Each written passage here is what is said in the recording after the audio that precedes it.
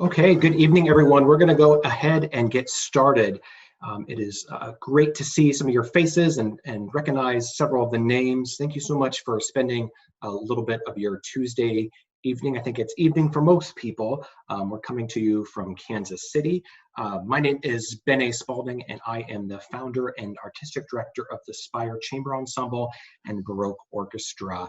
And my colleague Elizabeth Blumenstock, we think she's having some technical difficulties, but she will hopefully be able to join us as soon as possible. So there is a link in the chat to be able to download the outline so you can follow along. There's a lot in there. We're going to go very quickly tonight. Just like I would run a really quick and fast-paced rehearsal, that's going to be the plan for tonight. So there's a lot to get through. And it looks like, Stephanie, if you could go ahead and share that link again and make sure we have the PDF. Great. Okay. First things first, this lecture is going to assume that our players are at a professional level. This is necessarily not talking about a youth, a school, or a community orchestra. That's a slightly different conversation, but certainly in my experience, I hold these groups to high standards as well. And so my research over the last several months, one of my COVID projects, was to reach out to as many colleagues as would give me a bit of time to see what we can learn from their perspective.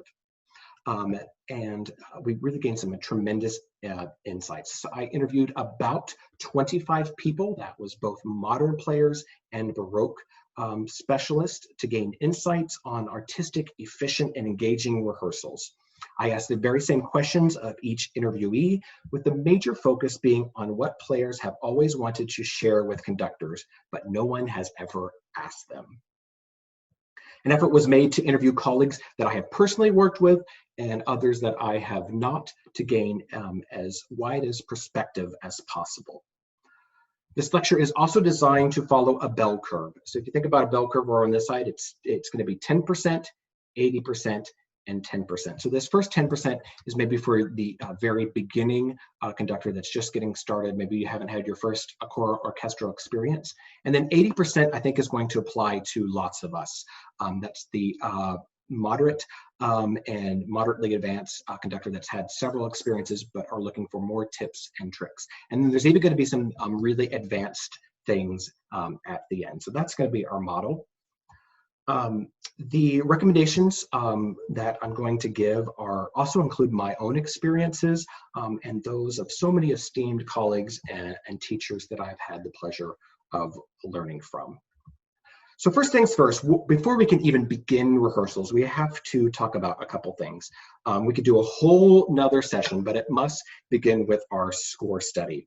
Careful attention to exquisite detail in our scores. A tip I'd like to share with everybody is that I prefer to mark the full score first, and then the choral score, and then the instrumental parts. That's been my process, and I've learned that for a couple of reasons. A great example is the Gloria from the Mozart Coronation Mass in C major. And those vocal parts, if you would start marking with the choral score first, that gives no indication, either musically or textually, that the overall structure of that movement is in sonata allegro. So it's really important that we start with the full score first, and then marking the parts as we go. There's so many different approaches. You will see an example of my approach. There's a link in a Google Drive link in your handout that shows how I personally choose to do it. I come from the Margaret Hillis tradition, so my scores kind of look like coloring books, which is fun for adults. There's the Julius Herford chart, all of those things. The most important thing is that you choose something that works for you. The other thing that's really important before we even begin rehearsals is that everyone knows what the pay rate is and that they will be paid fairly and on time. That's super important as we move forward. As we prepare for our rehearsals, we have to also think about the logistics of the rehearsal schedule, of instrument doublings, getting the parts out. We have to become masters of these details, or find somebody that can. And in the interview, with my colleagues, this came up several times, that when these logistics are not really cared for, then that can color the performance and the musical output. It's always important to make sure that we have appropriate rehearsal breaks, that they're planned and well executed. This is probably obvious, but again, this came up many times, is we all have to work from the same edition. The parts, the measure numbers, cuts, rehearsal letters all have to match. There are times when the conductor has to use a different score, and so we have to mark those differences in our score well ahead of time. For instance, Messiah, often you might use one score and one parts out of what's in your library. We're going to talk about lots about marking parts, but they have to be bowed, they have to be marked well, they have to be sent in advance as a courtesy to the players. You know, us choral conductors are really meticulous with our choirs, and if the orchestra does not help reinforce those nuances of expression, the performances can be rather bland. The orchestra deserves the same level of commitment to artistic excellence. So we must put that same musical detail into our preparation as the composer put into the score. Think about that for a second. We must put the same preparation as the composer put into the score. So it's a daunting task, but it's all well worth it. Let's dive into more quickly about how to prepare parts. I really recommend that unless you are a high-level string player, and I'm not talking about maybe you played a little bit of strings in middle school orchestras or something, it's really important that a couple things that you can meet with the concertmaster well before the project. That is my preference. To talk through bowings and articulations and transitions and ornamentations is a big one. So all of those things can be worked out and marked in the parts well ahead of time. Now, if that's not an option, another way to do it is to mark your full score with all the dynamics and articulations, breath marks, musical ideas, and give it to the concertmaster well in advance. Now, that person can take those parts, can take your score and mark the violin 1 part, and sometimes they'll do the upper string, so sometimes the concertmaster will do violin 1, 2, and viola, and then we'll pass it on to principal cello and principal bass, or you'll just pass the score down. Principal concertmaster will just pass it to violin 2, viola, etc., etc. It's so important that we have our own scores and our matching parts for works that we will repeat many times throughout our career. It includes Messiah, the Brahms Requiem, Vivaldi Gloria, Fauré Requiem, the list goes on and on. But it's so important that we invest in those parts. I think this is probably a given, but I have seen a lot of people borrow full scores and parts, and we really need our own set as much as possible. And then never, ever, ever, ever lend your parts to anyone. Even your best friends. I would say I would not even lend my parts to my grandmother, who is 89 and I love dearly, but it is one of those things that the moment you lend them out, they're going to change. And we spend so much time marking our parts. So we really need to make sure that they stay in our library. We can have, I recommend sending parts out 30 days in advance to players. It's important that I do that by PDF, and it's also important that when I make separate PDF files, so I'm not sending one giant file for the players to sift through their parts. It's a violin part, a violin 1 part, violin 2, trumpet 1, trombone 2, etc., etc. I often will send the parts a little bit earlier if it's a commission, a brand new work, a really difficult or really obscure work. As we're marking those parts, one of the first things I do as a conductor is mark things to be as clear as possible. I want to mark just in the margin of what meter I'm going to be conducting in, and that's not always clear, but if it's not clear, and it could be 3 or it could be 1, I just mark that in really clear so there's no guesswork. How many preps are you going to give? I think this is an important one to mark in scores, just again in the margin. because that way they know and they're prepared for that. And this came up a lot in our interviews, and certainly has been my experience. Orchestral players want more preps, right? They have to breathe. They have to have the attack in the DNA of the music right away. And I don't know about all of you, but sometimes we learned in our choral training that we try to get as few preps as possible. But I can tell you for certain that they will love you if just by giving them a few more preps. I've watched so many great orchestral conductors maybe even give a bar of nothing or 2 or 3 preps. And guess what? The conducting police are not going to come get you. They will be really happy, and if you mark those in your parts. Also marking descriptive and technical phrases, détaché, flattando, we're playing at the tip, I want the sound more chiffy, whatever it is, there's endless possibilities. Those are good to write above, of course, with all the dynamics and articulations and all those things. So I think those phrases, little phrases, can go a long way. Also, if you're going to do cuts, it's really important that you do some kind of indication of like a sticky color note or a blank piece of paper that is has color on it, just so it's hard to see cuts a lot of times if they're scribbled out, and there may be all kinds of other cuts. So I just like to put something that's really clear. This is what the cut is, and then we use paper clips to make that facilitate those turns as quickly as possible. You will see that there are a couple of examples in the handout of some of Spire's past parts.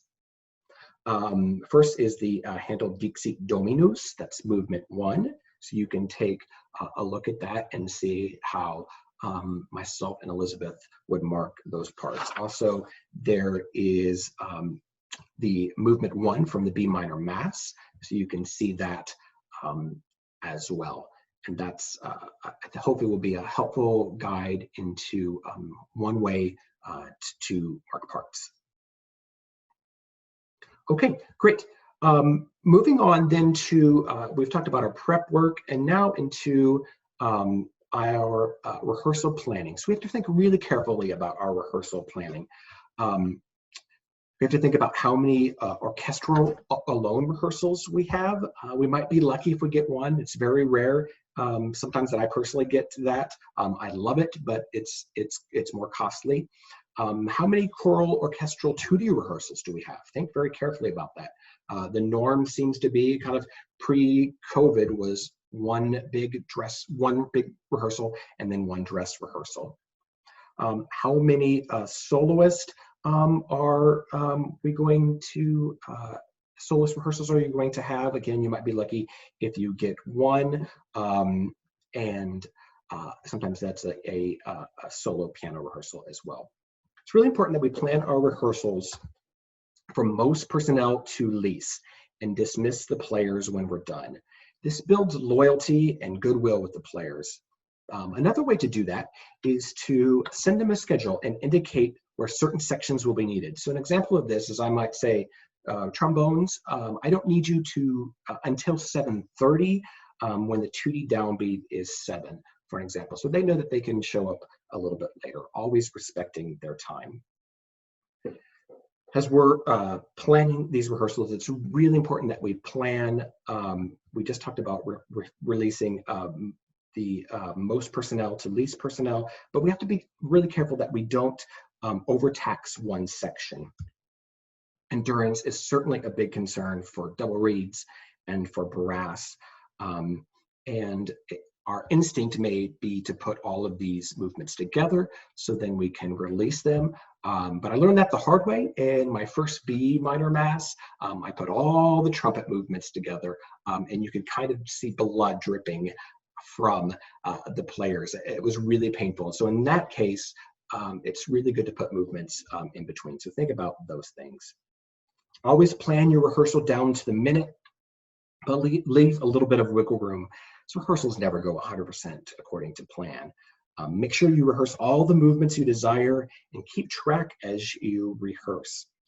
It's always better to end slightly earlier if you can. They will love that for you. This is one way we can determine of how much we can rehearse is take our rehearsal time. You have to minus time for tuning and for break. So whatever that number is, this is our allotted amount of rehearsal we can have, and then divide that by how much music you want to rehearse. Earlier in my career, I would just kind of guesstimate on the timings of these things. I'd say, oh, well, it's kind of this, and it's close to Shaw's tempo, and it's close to Gardner's tempo, and I would kind of again, guesstimate on those timings. But as I've been doing this more and more, I really take my timings, and so I'm conducting through an entire movement and singing and playing through it in a calm space where I'm not disrupted, so it's as close to a rehearsal as I can be, and get my exact timing, and then I can plan from there. Let's talk about seating for a second as we're planning. It's really important to know what the seating of the orchestra. That may change if you're standing up in front of an established orchestra between city in various countries. Order of horns, order of winds, trumpets. Just simply ask in that first rehearsal, or if they can send you a seating chart, that's really helpful as well. A lot of times, though, we are creating our own seating plans if we're doing in churches or places that aren't concert halls, and those can be quite tricky. So what I've learned over the years is to go to that space. Let's say we're in a church and you might have a baptismal font that's right in the middle, and you wouldn't have known that unless you went to that space. And I get out my tape measure and I measure how much space I need for the trombone slides, and I make a really detailed map of using the space and its weirdness if the space has it, and that's typically in churches. And then I make as best of plan as I can.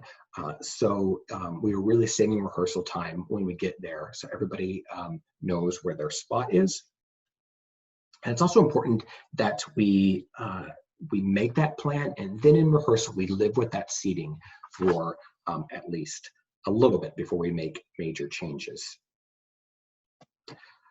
Okay, so just a couple of fun things I think that are important that we necessarily might not all think about right before rehearsal starts. If this is your first time with a particular orchestra, try to greet a few of their players, say hi to them. We often forget, maybe there's this stigma of orchestra players, but they are just human as well. Shake their hand after COVID is over, and we can do that again, and say hi to them. I think that's really important to introduce yourself to a few people. You certainly have to greet the concertmaster, but begin immediately. There needs to be no unnecessary talking after we start. We've got to make sure that we thank them. The concertmaster, I also like to do that to the principals as well.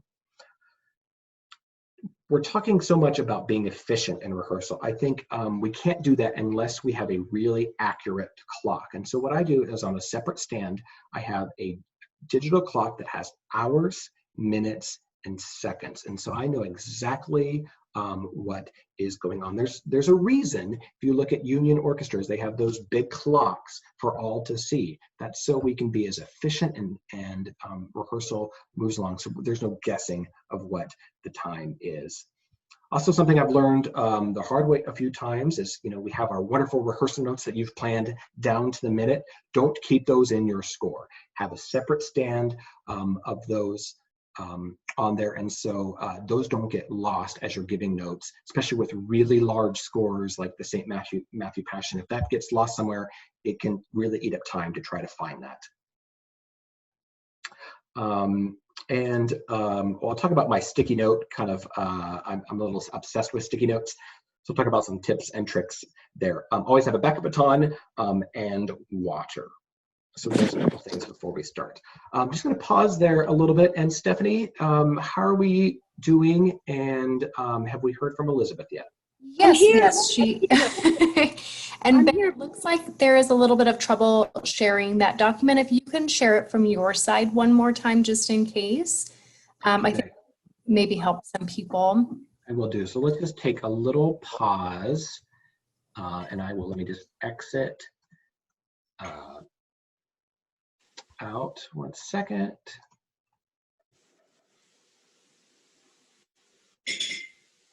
And while we do that, I just want to say welcome, Elizabeth. Thank you so much for joining. We are so excited to hear from you. Hi, Stephanie. Sorry I'm a little late. I think we had a time zone issue. Oh, no. That's okay. So I just... Glad to see you all. I'm glad to be We are here. so glad. Yes, we have several people. I'm also going to, so I shared the link, and then let me just share the file as well. I think that should have gone through. Hopefully that did if anybody hasn't seen it. Oh, so everyone, we got to hear a little bit from Elizabeth, but Elizabeth Blumenstock is one of my favorite people in the world and just an amazing concertmaster. We've been working together now for several years. She is a choral bird's dream and just speaks our language and cares about text and cares about nuances. It has been an absolute pleasure to learn from her and grow from her. And so, Elizabeth, we were talking about preparing parts. So if you could share a little bit with us in your experience with the Baroque world, the first question, what do you need from us as conductors when you are bowing and marking these parts? Well, honestly, the most important thing, if you want to go into a rehearsal really prepared and ready to go, is to get a marked score from the conductor ahead of time. Particularly helpful for Baroque repertoire, or any, but particularly Baroque, because as you know, a lot of Baroque scores do not have a lot of dynamic information. There's sometimes you just see a forte or a piano here and there. So lots of decrescendos and crescendos, indications of where you want notes short or very legato. All of that kind of articulation information is really valuable to help bowing. In a modern orchestra, vis-a-vis, compared to a Baroque, bowings they're not irrelevant. I wouldn't ever say such a thing, but they are basically designed to get what should happening musically, but with an eye to just unifying the section, making sure that everybody's kind of doing the same thing visually. It's a visual thing as well, because nobody wants to see chaos on the stage with bows going all kinds of ways, which actually did used to happen in the early part of the Baroque when orchestras were first sort of invented. But with the Baroque music, because the bow is actually the expressive element, the left hand, you're not using vibrato as much. It's more like an ornament than a consistent part of your tone production and your expressive beauty of sound. Since you're not using that element nearly as much, the bow really comes into its own, and it's all the nuances that you're capable of delivering. That's what the concertmaster in a Baroque orchestra needs to embed into the part. And the information from the conductor about articulations, dynamics, are hugely helpful for getting that to happen. The last thing that's really important is, and I love this personally, it's really nice to have a word, an affectual word, like mournful or tender or agitated or something to indicate what type of thing you're heading into. Because too often we don't really have enough rehearsal time, and we go through something and we think we have it, and then we come back the next day for the rehearsal or the dress rehearsal and we go, have we played this?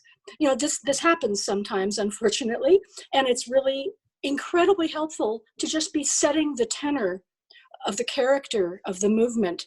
And even in the middle, if there's a contrasting section, a little word goes a long way, because for Baroque players particularly, those words tell them something. If I see even a heart over a tender or a moving passage, something like that, that's just a trigger, immediately my bow is going to slow down. I'm going to be more caressing with the bow, leaning more into the important notes. And if I see, an exclamation point or a wild face, I have a whole repertoire of ridiculous emojis, expressive faces that I stick into my parts. And this is, lest you think that this is flippant or juvenile to do this, the truth is that these great, serious sometimes, but great and emotive and dramatic pieces, they rely on emotion and understanding the emotion to be communicative. So in my book, anything that helps you remember the feeling you're trying to deliver is a really great thing. So the conductor can do that. The conductor can put those words in. The conductor can put in all those dynamics, the short notes, the long notes, all of those kinds of things really make my job of putting in the actual down and up bows much, much easier. Yeah, that's so wonderful. Yeah, and I have learned that certainly with our work together. Can you just a little bit? I want to talk about some of you mentioned your fun kind of emojis and your fun things that you put in. Can you? So a couple. I don't know if I can draw, but you often do a down bow with an upside thing. Can you explain that just a little bit? Yeah, what it is, it's like a slur. Very often in Baroque music, you wind up using two down bows in a row. Sometimes those are just, you lift your bow and you start again with a new down bow because you need the articulation, and both of these notes happen to be very strong impulses, which are best served on down bows. In that case, the two down bows that are indicated with a little comma in between them. And that's straightforward enough. But occasionally, for example, in the Magnificat, in the Deposuit, ba-da, ya-da-da-da-da-dum, da-dum, right?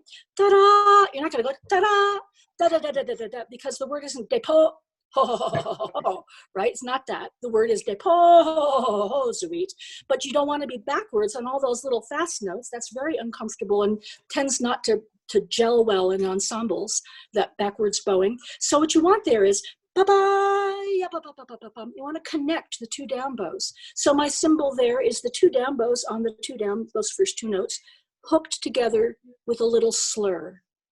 And that is supposed to instruct people that you don't lift, right? There's no comma, that you're just going to release pressure between the two segments of the down bow so that it's almost like a slur, but not quite.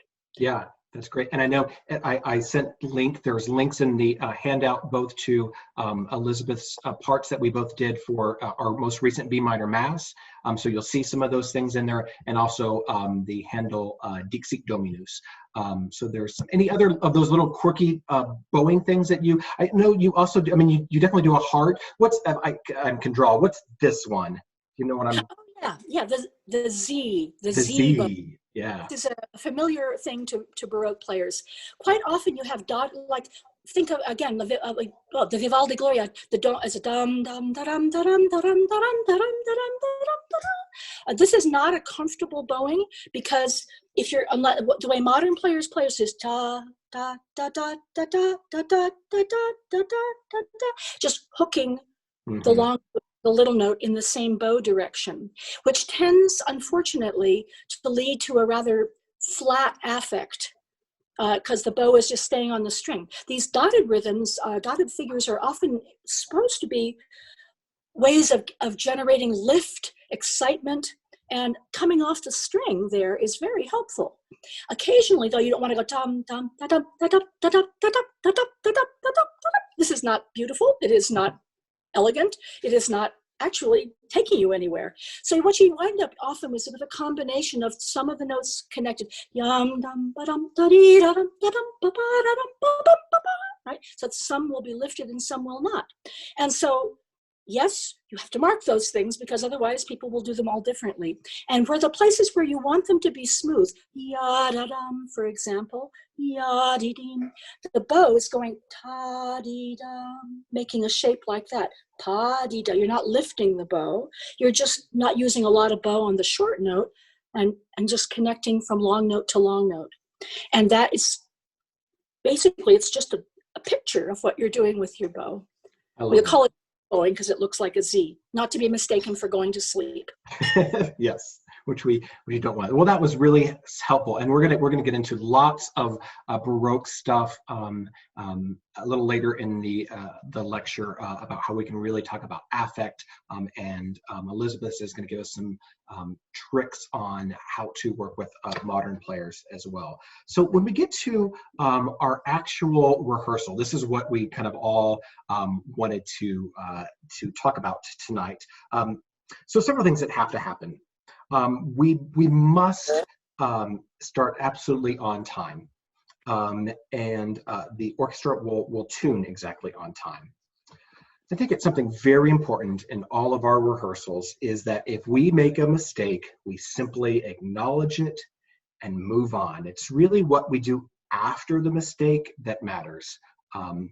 It's important that we don't try to talk our way out of it or to make some kind of excuse. Just, oh, I'm so sorry that I meant that to be in 3 instead of 1, or whatever it is.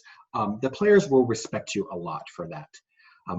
The musical involvement must happen right away. We have such limited time that we need to use it as economically as possible without over-rehearsing certain sections at the expense of under-rehearsing others. So one thing I like to do is difficulty levels in our movements.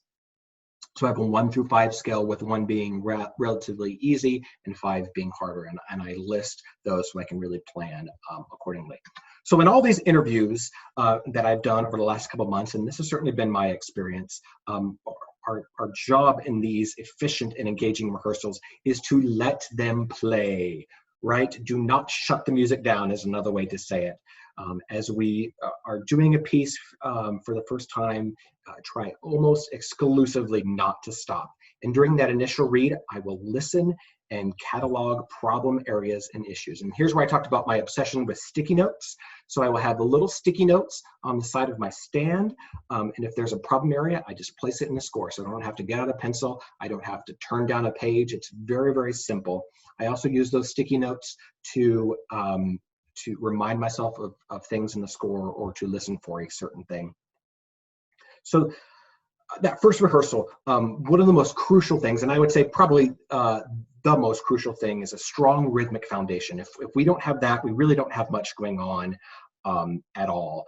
And it's generally a good idea to conduct the most important rhythms in the largest group of people. A wonderful tip, if it ever goes awry, if the rhythmic foundation comes undone, conduct right at the cello and basses to improve tempo. Look right at them, be absolutely, this is the tempo, and hold them to a high standard of this is what we're going to do, or a continuo group in Baroque music, but they control the tempo. If that locks, then your chances of success are higher and higher. I often think if something goes awry in this rehearsal, what can I do as the conductor first to fix it, either through gesture or rehearsal technique? If we're always thinking what I can do to help it, it makes our lives much easier. We may not be able to do anything. It may be wrong notes or other things like that. But if we start from that place, I think that's some wise advice. We always have to work macro to micro, the hierarchy of needs, making sure big things are together before we get into details. The forest from the tree analogy. Our transitions are so important, especially in these first reads. Those have to be executed with great precision, and then we just have to be absolutely precise. Another little tip here is that, especially if you're watching videos of great orchestras, you will see that there's a transition tempo. You'll see beat 1, right? Everybody's looking up, but boy, everybody looks down on beat 2, right? So we've established the tempo, but we got to make sure that it's set. So I really train all groups to make sure that we're not just watching for 1, and then we don't make sure that the tempo is really established. That's a little tip that has certainly helped me throughout the years. These orchestral players can tell within the first couple minutes if we have done our preparation, if we have a vision, if we can execute that vision. We have to set the stage for excellence in the moment we walk in the room. Clarity is of utmost importance in a conductor's gesture. The ensemble is relying on us for many, many things, and I think we all know that, but most importantly, for a clear indication of the beat. In any work, especially our complicated rhythms, new music with mixed meters, all of those things, they're most interested, and this sounds a really basic 101, where beat 1 is. Right? They are most interested in that. And so it's really important that we go back to the basics in some of these things. Think about this for a second. If you have 80 people standing in front of you, and they're all looking at different ways. They need a clear indication of where one is. And then the beat pattern must return to the same place each time. One is always down, two's here, three's here, four's here. Okay, so that beat pattern returns to the same place. That's important, again, because think of, from their perspective, where are they looking at you from? Are they using side vision? Are they way up back? They only have moments to glance up. And so they really need to know that 2 and 3 and 1, or if any mixed meters, we are conducting in the exact same place. If a group of people is sitting around and you can't get to them, I think it's really important in your plan just to say, you know what, hey, trombones, I'm sorry, I'm picking on trombones tonight. We can't get to you. We will get to you as soon as possible. Just acknowledging that you know that they're sitting. That is going to earn you a lot of grace. The same thing, this came up a lot in our interviews. Many players said this, is do not make large groups wait around. If we're working on a passage, let's say the strings for a very long time, and that builds and builds and builds, and the brass come in, and maybe they're counting 100, 120 bars, and if you stop right before they come in, they are not going to like you, right? Because they just counted all of those bars. And out of these 25 interviews, I would say at least 20 people said something like that. So that means that we're doing it. So let's all just agree to stop that. And just play through it. Really think about, from their perspective, right? If they're counting bars, we've got to let them play. We have to listen to so much. Listen specifically for the most important thing. Is it together, the precision? Is it musical? Is it expressive? Is it in tune? If it's not in tune, how am I going to address that? Articulations, lengths, are they matching? Is it soft enough? This one is really big to me, and a lot of my work with Spire, Elizabeth can attest to this, that most groups are pretty good at achieving forte and crescendoing. The opposite is not always true. For whatever reason, choirs, orchestras, Baroque, modern, it's harder going this way. So I'm really big on the other side of the hairpin. We can achieve such beautiful softs, and they're so sublime, but we have to sometimes work at that. What is the balance? We have a great advantage of being singers and conductors in that we can sing to them, just like Elizabeth did, and we can sing exactly what they want, and they're smart and they can listen. Now, this is really funny to get to this next point, number 9. Less is more, talk less and play more. Because of Zoom, I've been talking a lot, which I would never do in a real rehearsal. But that is really important, that we talk as little as possible. We communicate through physical motions, body language, breath, facial expressions, and nothing wastes more time or challenges the orchestra's sanity than excessive talking, especially when it's only to the choir. It's better to play it in this, it's better, let me say that again. It's better to play again than to talk endlessly. When you do stop, this came up a lot, you must say at least 2 things. You cannot stop for just one thing, because what will happen is you'll run a piece, or you'll run a section and stop, and run and stop, and run and stop, and you're only saying one thing. It's really important that you, even if it's a major issue, even if it's falling apart, add another layer after you address that. They really appreciate that. A lot of the players said that. Tell them why you're stopping. I think that's important. I'm stopping for the reason of this. I need more precision from the strings. I need harder fingers. I need more articulate sound. Whatever it is, tell them why you stopped so they know. And then follow up with really explicit and clear instructions. Now, there may be sparse times to interject key relevant information, a bit of history about the music being played, a tidbit, personal anecdotes or humor. This was mentioned several times as we are not drones. I heard that several times from my colleagues. We are not drones and we are not robots. Kind of the age-old adage of orchestra players only care about faster or slower, shorter, or longer, is to some extent, yes, they do care about those things, but they want to feel the music. They are there to make great music as well. So if we tell one of these stories or an anecdote, if we're talking a lot of times with Bach, I'll talk about a theological substance that will help influence the music. Harmony, there's a great example in the Kyrie 3, the third movement of the Bach B minor Mass. The second chord has a Neapolitan 6 in it. A lot of people just glaze over that, but when we live with that for a second, there's a special moment that happens for a split second. And so, but it must inform the playing. Whatever we do, whatever descriptive phrase, it needs to help the playing.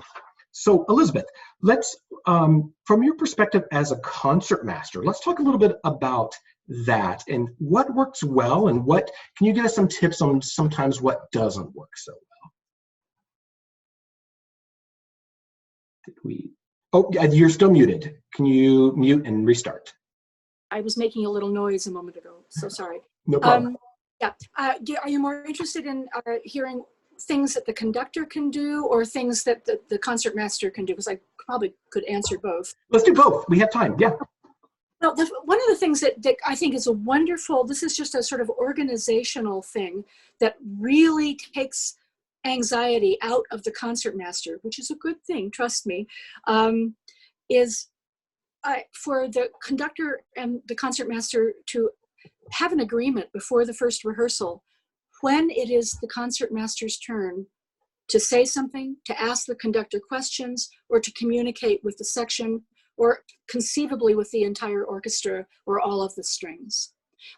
Because a good concert master is very attentive and hears things and wants things to be good and wants them to be better. And if there is a specific time when the concert master is empowered to speak either to the group or to the conductor, that way he or she can air the things that she's noticed, can depending on the preferences of the conductor, can tell the conductor the thing that they think should be said, needs to have attention brought to it. Or when I'm working with Ben, for example, I'll say, do you mind if I talk to the whole group? I'll just say that quickly. And Ben is very accommodating because we have built over these several years that we've worked together, a very trusting, communicative relationship. And then I can just quickly say the thing that I noticed to clean something up. You know, every once in a while, this is a special case of this type of action.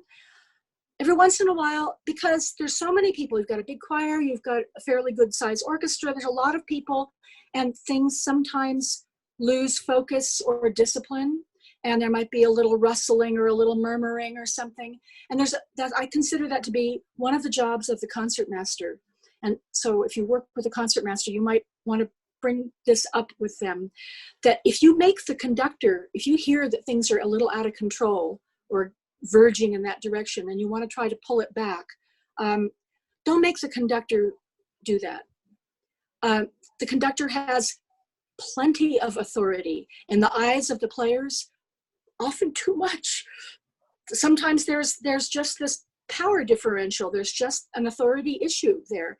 And you don't want to put the conductor, I never want to put the conductor in the position of having to shush people or say, come on, people, you know, or oh, people, can we be a little more attentive? You know, it weakens actually, I think it kind of weakens his authority. So this is a great place for concert masters to step in and just say, hey guys, because, you know, it's like you're one of them to some degree. You're not so elevated.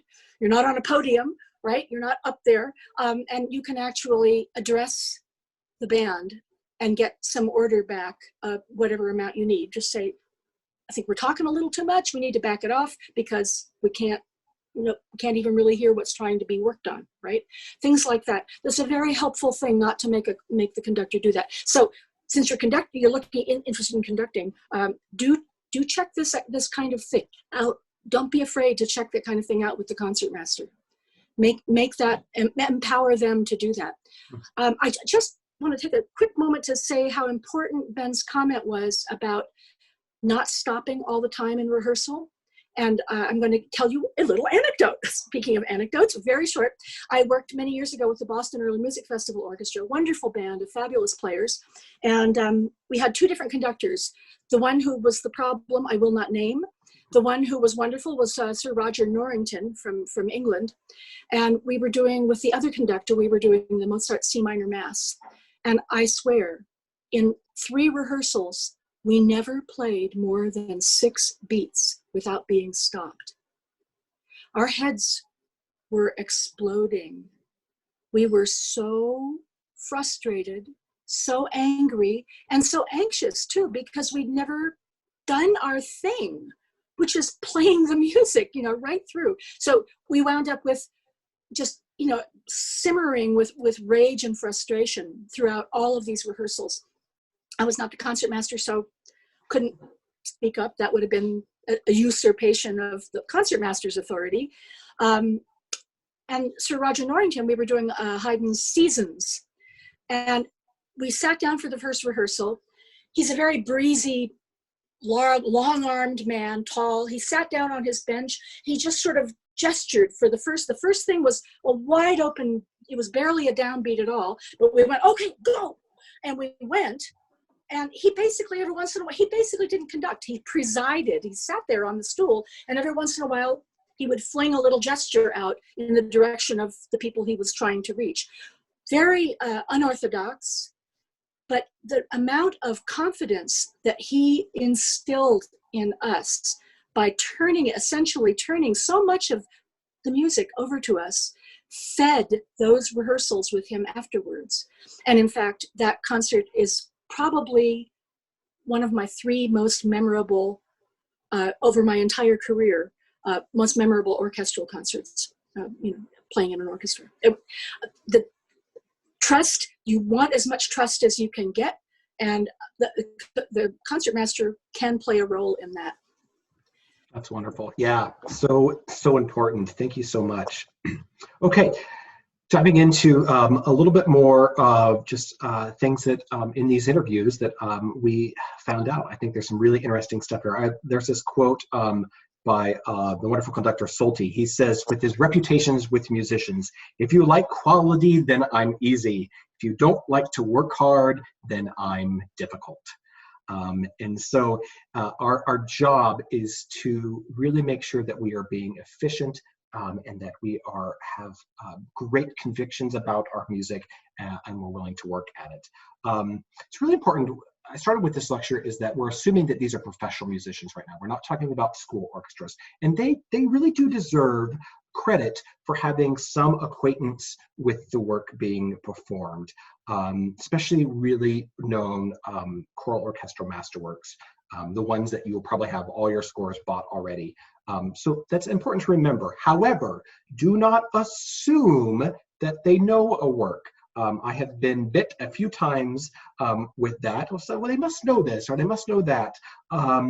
It's getting harder and harder to finance things like Mendelssohn's St. Paul, things like that. It's more and more likely that they haven't played something like that, or a new work, Michael Tippett's newish work, last 30 years maybe, A Child of Our Time. So those things, it's important to ask the concertmaster and maybe poll a few players if they've played it.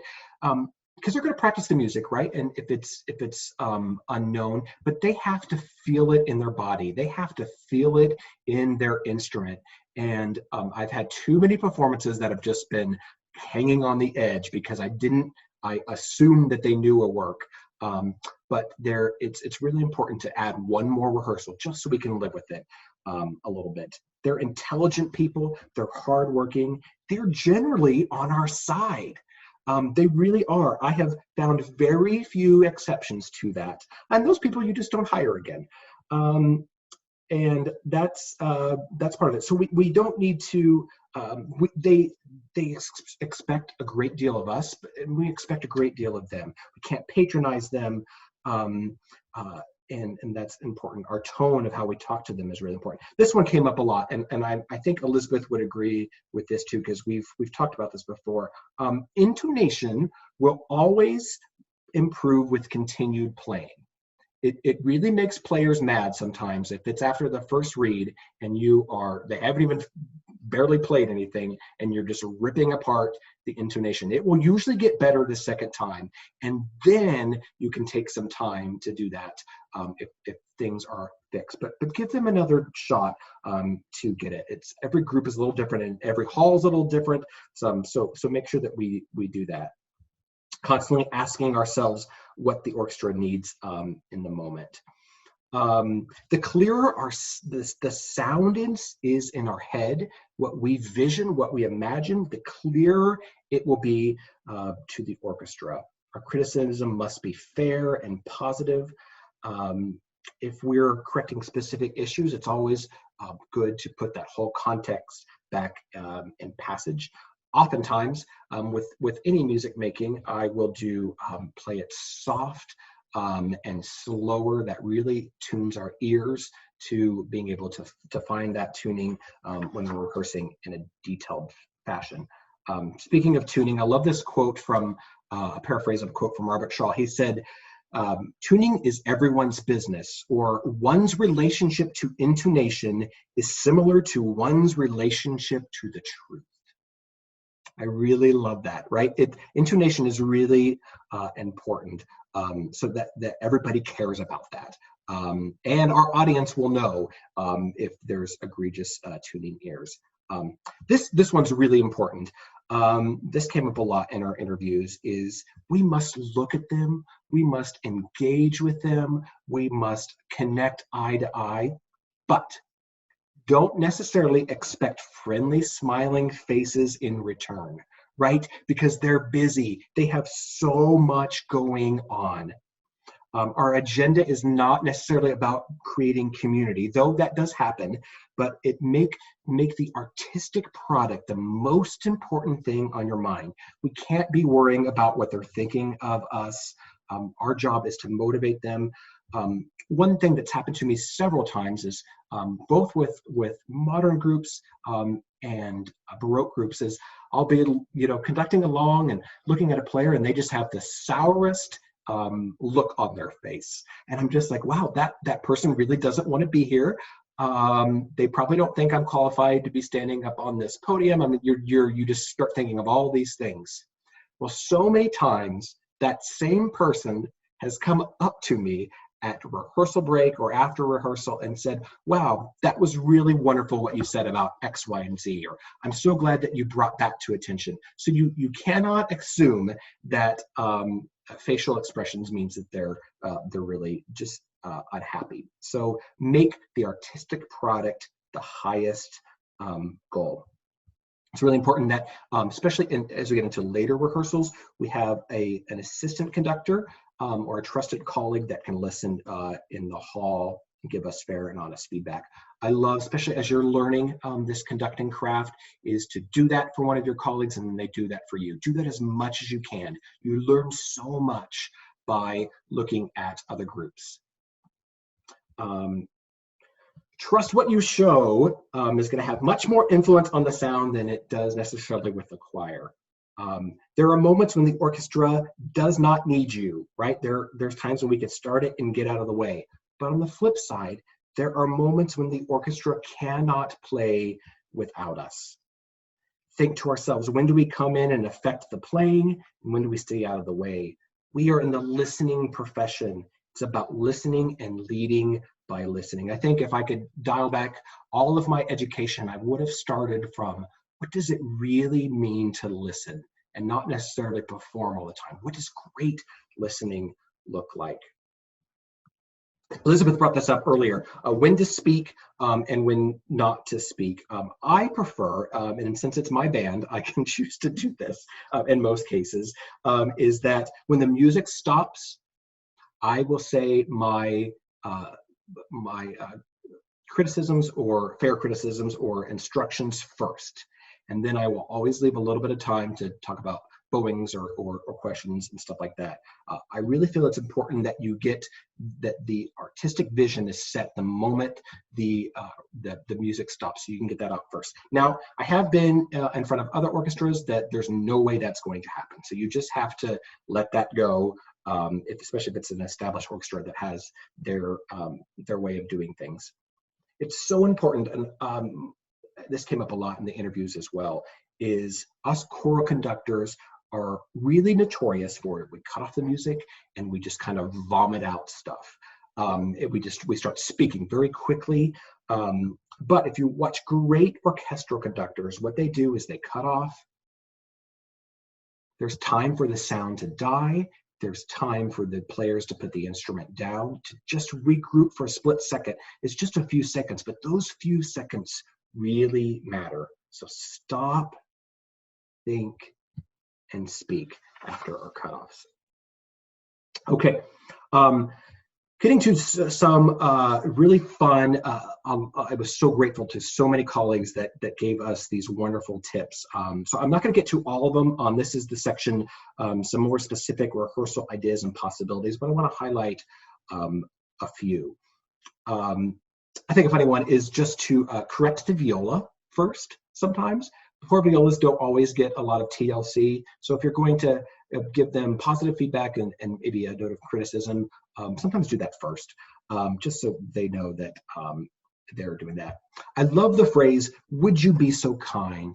I do that all the time. Would you be so kind to play really high on the fingerboard to achieve this exquisitely beautiful, soft, transparent sound? Certainly you can just ask, do it this way, but I find, again, we're people talking to people. What these players have told me, again, we're not drones, but just that little phrase, would you be so kind, goes a long way.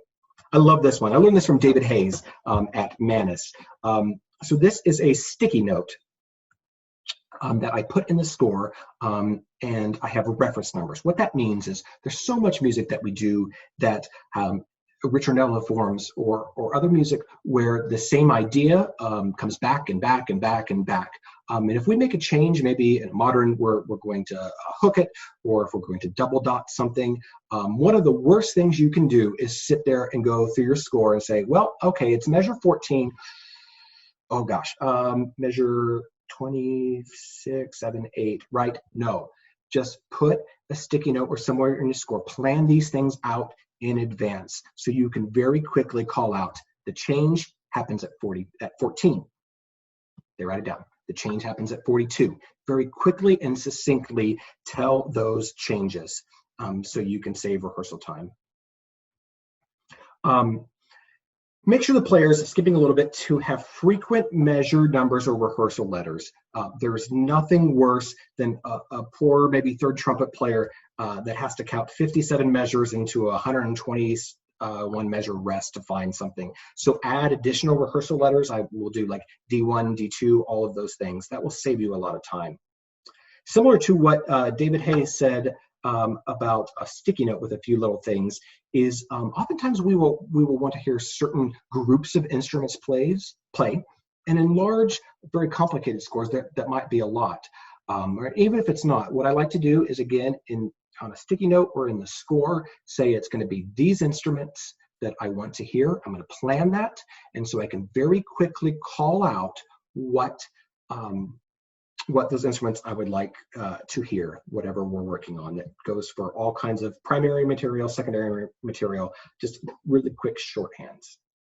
The one at the bottom of this page was really fascinating to me. Again, this came up, I would say at least in the high teens, people said something along to this effect. So I'll just read this quote. I wish conductors would not be afraid to utilize a extremely clear pattern in certain music, legato, or other things that are really luscious. They would say things like this: I generally know how to play the music and style, and I will not interpret a really precise, clean beat and play it short, marcato, or out of musical character. But they really need clarity in these moments.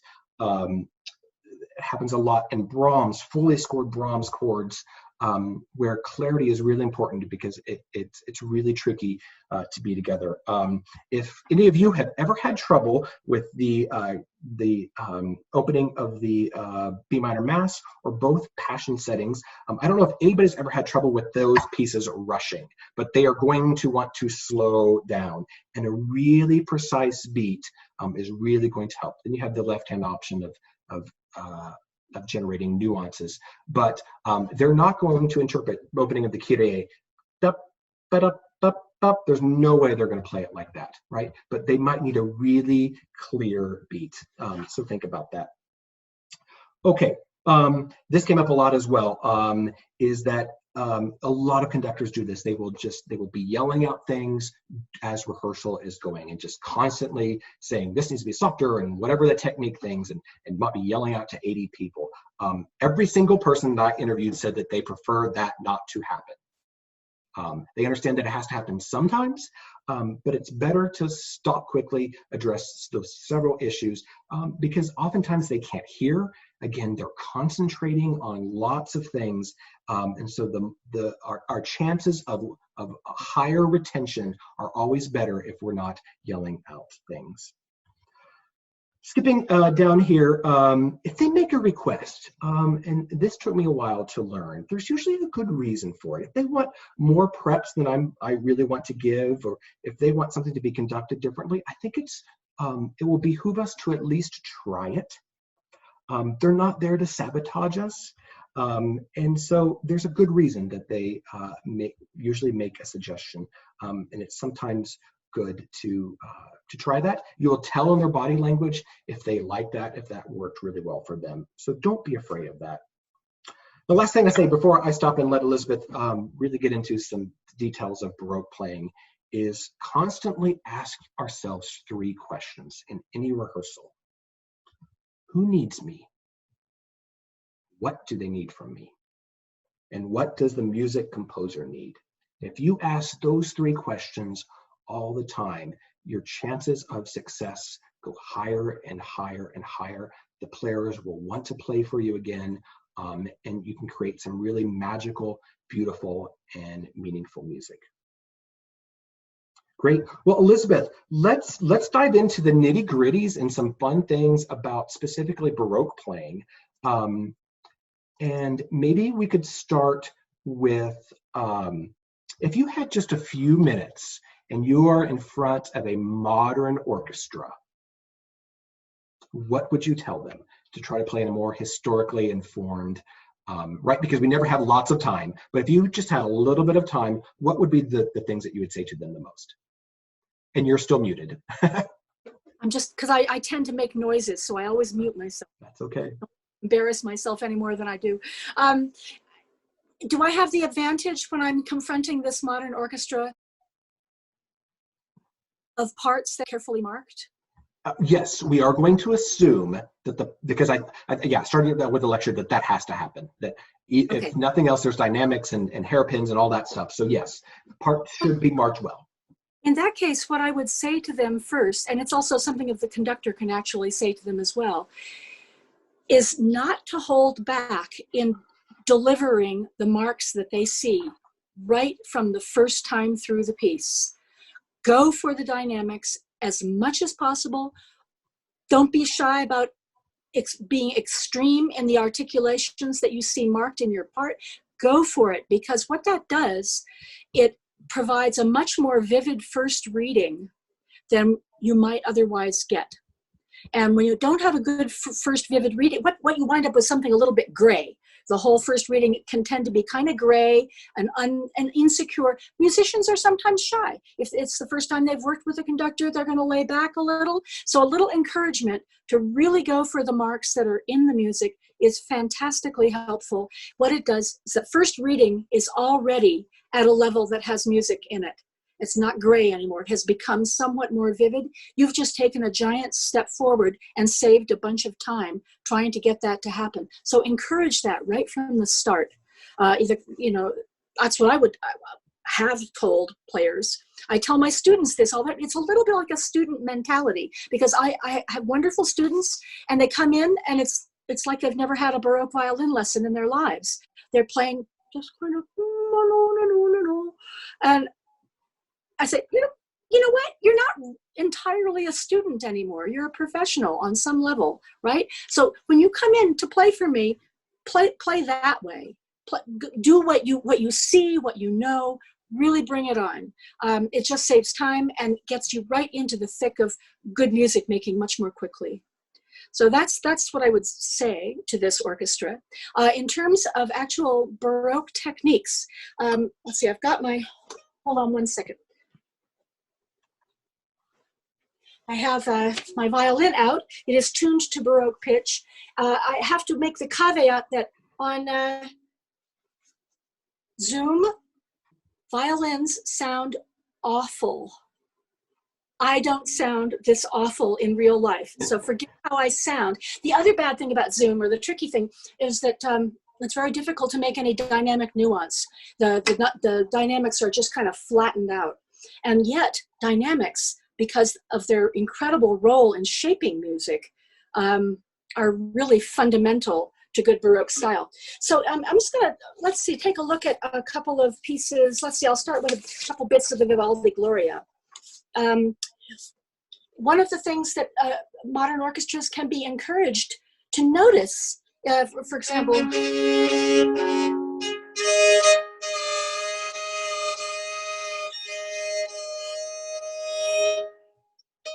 if you see, for example, the number 3 in the Vivaldi Gloria, the Laudamus Te, it goes like this.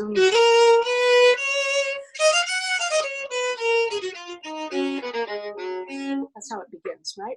That's a pretty bland reading, right? That's a pretty dull reading. Pitches are right, rhythms are right. But notice that the first thing you say is Laudamus Te.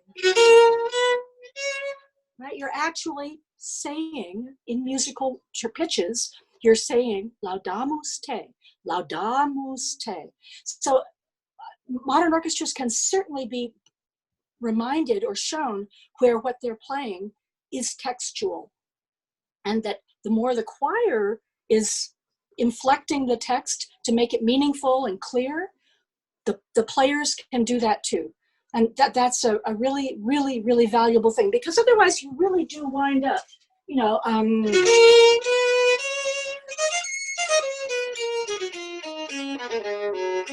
which is just, doesn't have a whole lot of magnification and glory in it, which is kind of what you're trying to get out of that piece, right? So what you've got is a rising figure. This is important to notice. That you lift that rising figure out into the air. That is a form of exaltation. I exalt you, I magnify you, right? I praise you. And then you get to this beautiful high note. And then you come off to this wonderful dominant. So falling lines often can be diminuendos. Rising lines, sorry, a little notification from my computer. Encourage your players to notice rising lines and falling lines. They're remarkably helpful dynamically. That's a useful thing. Then there's this, where's this other thing? Here's a very quick example. Gratias agimus tibi in the Vivaldi Gloria, the world's least interesting melodic line.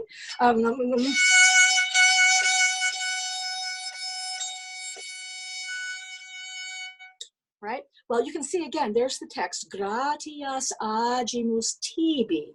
So modern players do need to be reminded to inflect. So you would be coming up with gratias agimus tibi. And what that is, modern players will tend, by and large, to use one medium speed bow stroke, unless they're encouraged to do otherwise. So if you do that in this piece, you get no inflection. You get a very even sound, right? There's no support of the text from an even sound. You want the inflection of the words. So that means that the orchestra needs to be encouraged to use much less bow on the uninflected syllables of the text. That's a very useful thing, and it does fly counter to a lot of modern training, modern string pedagogy. So look out for that. I mean, that's really one of the most useful things. Another very useful technique, and this may be the last one I can think of to bring up, and that is the tendency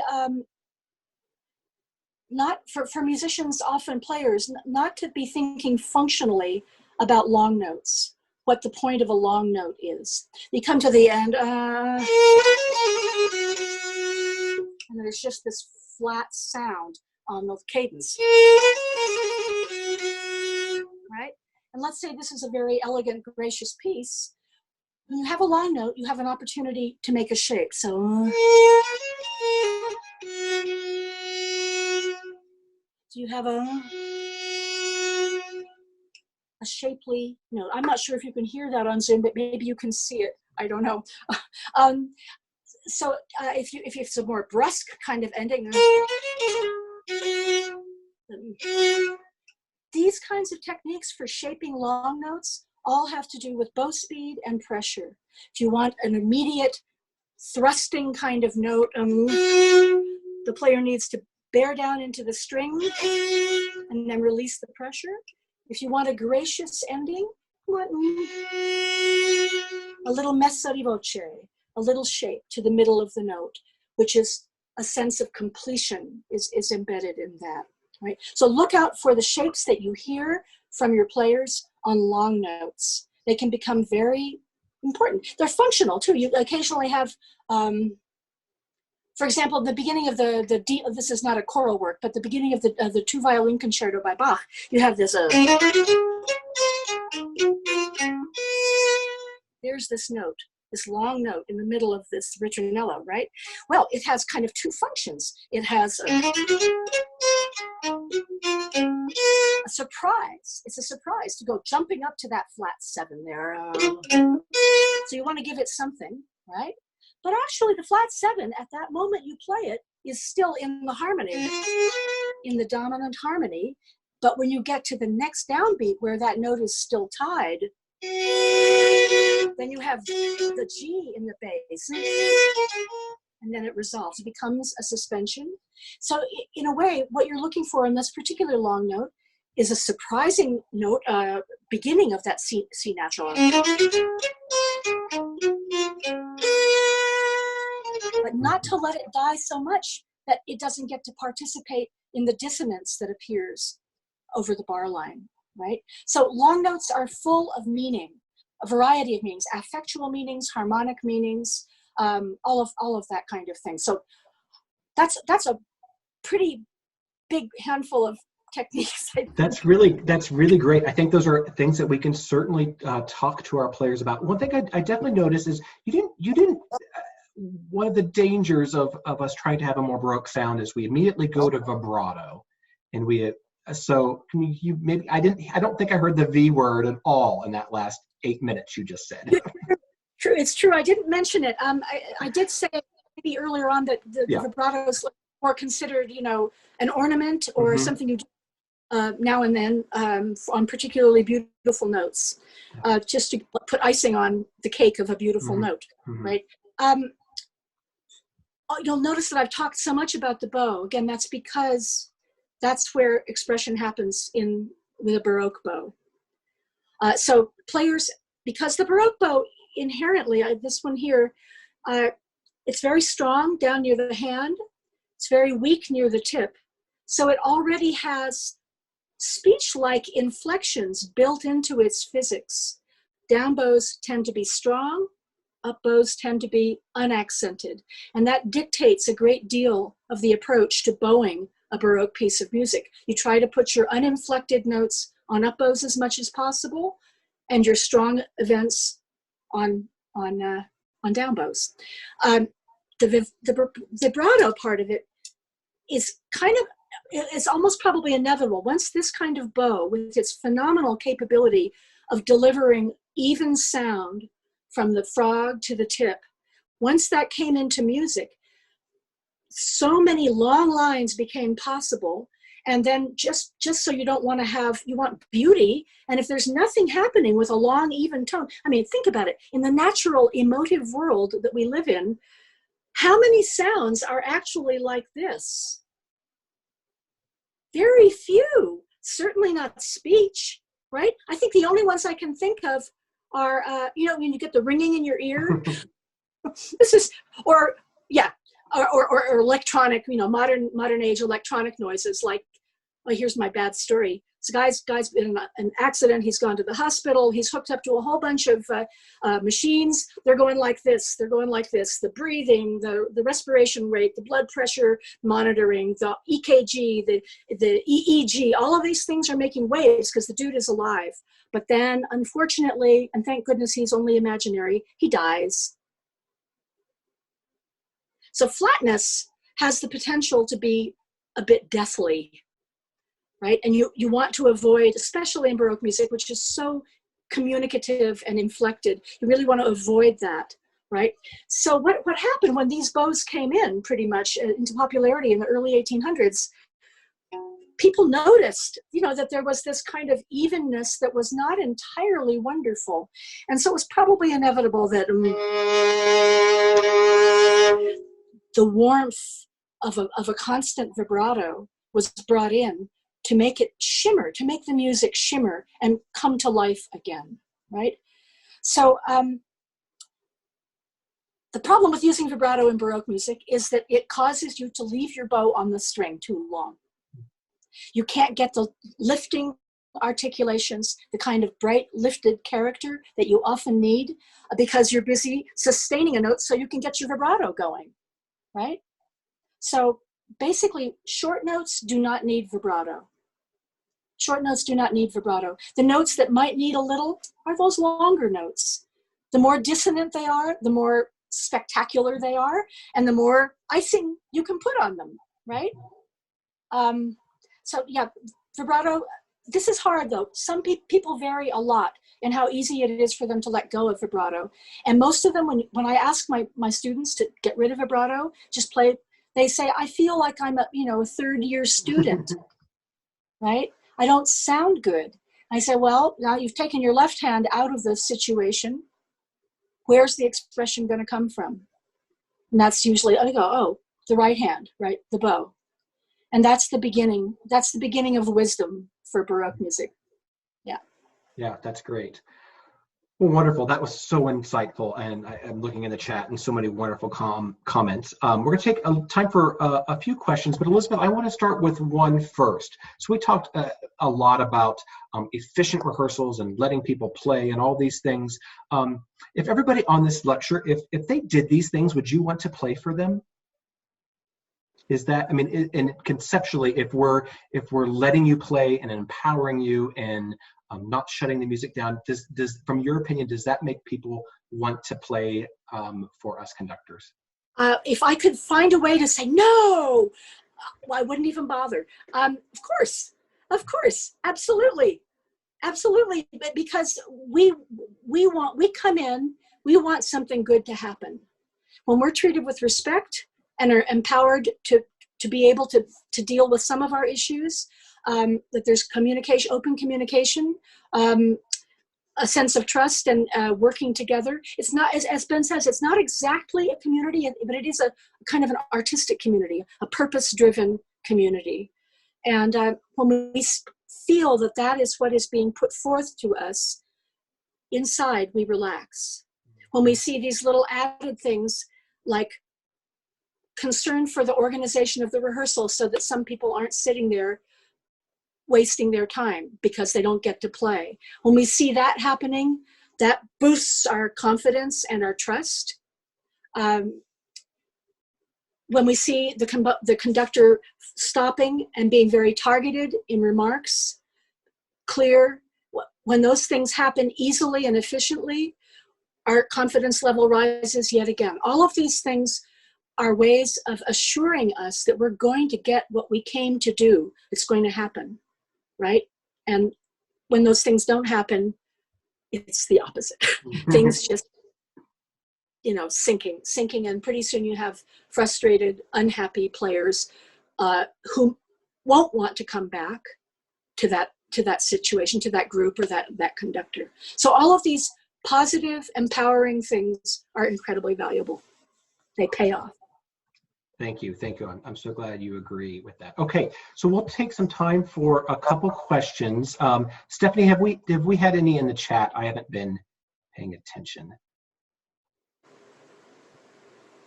I don't think so. Okay, great. Let's open up the floor for a few minutes. And if you have a question for either myself or Elizabeth, we will do our best to answer them. So you can unmute or ask it in the chat and go from there.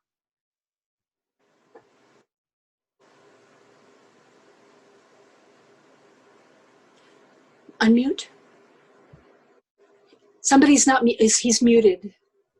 Sorry, I usually use use the space bar to unmute. Thank you so much for, John O'Palmer from Indiana University. Thank you so much for putting together this discussion. I found it incredibly helpful and interesting when we haven't had the opportunity to work with instrumentalists very much. I'm curious about your comments about the text and how useful the text is for giving direction. I think as choral conductors, that's our language. And so being able to use that language with players is really helpful. I was just wondering about how much you might expect or look to see text put in as markings into the score, about whether that would, depending obviously on your knowledge of text itself, about how useful that might be. I think it's not a bad idea. I've been in groups that have employed that. The most recent one that I can think of is I play with American Bach soloists in San Francisco, and Jeffrey often puts the chorale texts, or his librarian puts the chorale texts in, because those are so very such spoken metric events. And Jeffrey, of course, stresses what the text is and points out places. In longer things like choruses and arias, not so much. There's a little risk with putting in too much information, because here we are with notes and pitches and business to take care of on that level. And then we have dynamics and articulations and eyeglasses for flexible rhythmic moments that we're supposed to look up a little more. We've got a few words for affect and emojis. So we're processing quite a lot of information. And at some point, you pop in a text in there as well, and it's like a little TMI, right? It's just like, why? Yeah. So it's probably more to the point is for the conductor to spend just a moment making sure that the players see where they are colla parte, or involved in a line that is a reflection of a text, and make sure they understand the inflections. Ideally, the inflections are in there in terms of dynamic and articulation markings, but it never hurts to take just the violins and make them play the line, and see if it's adequately inflected. And then do it once with the sopranos, just together, just to make sure that they have that knowledge that those are their partners. Those are their partners in words. Okay, thank you. You're welcome. Okay, somebody else want to jump in?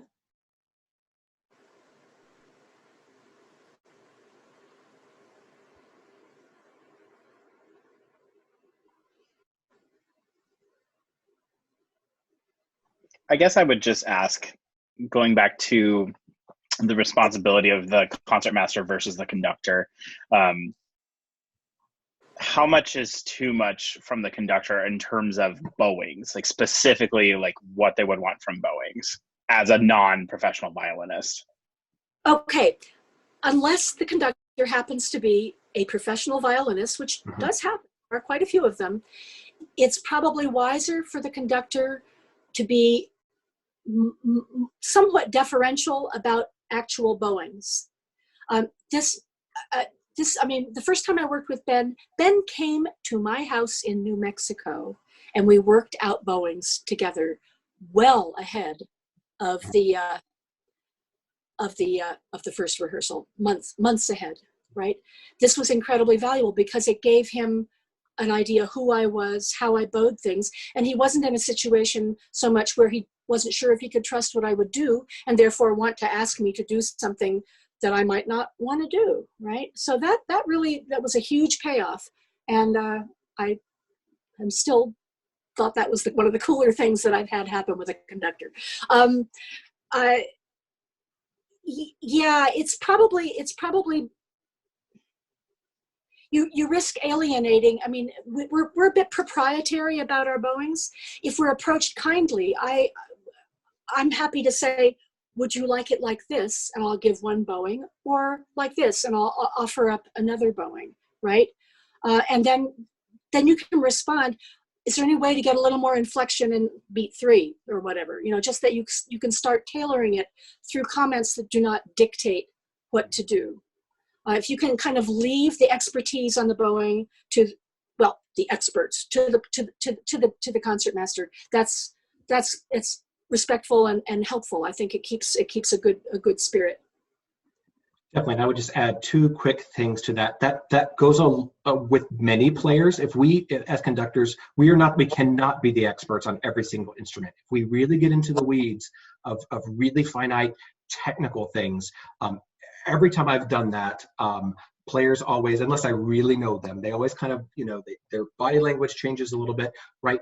We can certainly talk about those things, but we have to be careful that we don't, again, we respect who that person is and the years of experience they bring to the table. So that goes across. I may ask, again, picking on the trombones, I don't know why, but I might ask the trombones, especially in a big orchestra, I want you to sound like a 1,000-member chorus. I want you to sound just so sonorous that it fills the heavens, or something like that. I could just say I want that triple forte, but there's another way to say it. But I'm actually not talking about how their embouchure is going to go, how much pressure, and all those things. We get into some dangerous territory, I believe, unless you have played every single instrument and you're a professional at that. That we will shoot ourselves in the foot, I think, more often than not, at least in my experience. Maybe time for 1 or 2 more. If somebody has something that they're just burning to say.